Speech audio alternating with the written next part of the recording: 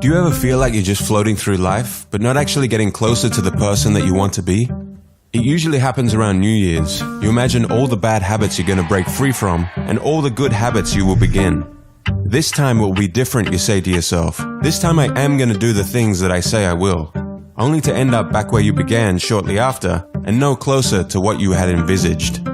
So the question is, how do you break free from bad habits and make the habits you desire easier and automatic? Atomic Habits by James Clear answers all these questions. We're going to be doing a fast-paced, detailed summary of the book and dive deep into topics like habit loops, dopamine spikes, priming your environment, plus heaps more. And make sure you stick around until the end of the video where I go through step by step how I'm personally using this book to improve my own habits. I hope this summary inspires you to go out and grab a copy of the book for yourself, because this book deserves a space on everyone's bookshelf. Let's jump into it.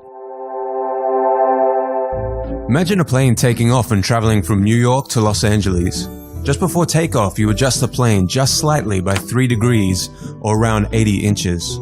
If you were to keep flying in a straight line, you would end up closer to Tijuana in Mexico than in your intended destination of Los Angeles. And the same goes for our habits. Tiny changes in our habits can change the trajectory of our lives in ways that we can't even notice until many years into the future looking back, in both good ways and bad. You are your habits. The power of atomic habits. A slight change in your daily habits can guide your life to a very different destination. Massive action versus 1% improvements. Far too often we convince ourselves that massive success is only possible through massive action in any goal we are pursuing. We expect ourselves to make some quantum leap or momentous improvement that will gain others' attention. However, it is the tiny improvements that aren't even noticeable at first that create incredible change. Let's look deeper into the math. 1% better every day for a year will compound to 37 times better, but 1% worse every day over a year will bring you close to zero. Your habits can compound against you in the form of things like stress or negative self-talk, or they can compound for you in the form of things like knowledge, productivity, skills, and relationships. Success is the product of daily habits, not once-in-a-lifetime transformations. The truth about progress. When you start any endeavor in your life, here is what you think should happen: linear progress. But here is what actually happens. Notice this section here in the beginning. Small changes in our progress are not even noticeable. James Clear refers to this part of the graph as the valley of disappointment. You've done so much, you've put in so much effort, and you can barely see any results.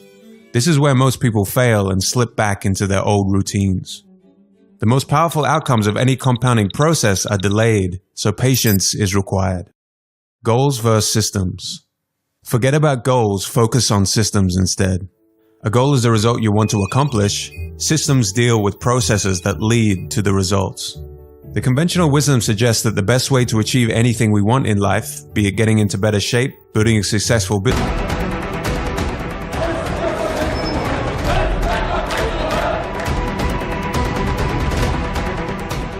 This week on the West Asia Post, a journey marked by drastic shifts. Once a symbol of modern, prosperous nation, how did Syria go from a place of promise to the war-torn landscape? Achieving a goal only changes your life for that moment in time. Goals can create an either-or conflict. Either you achieve the goal and succeed, or you don't and you're a failure, even if you are making progress in the right direction. When you achieve a goal, what do you do after?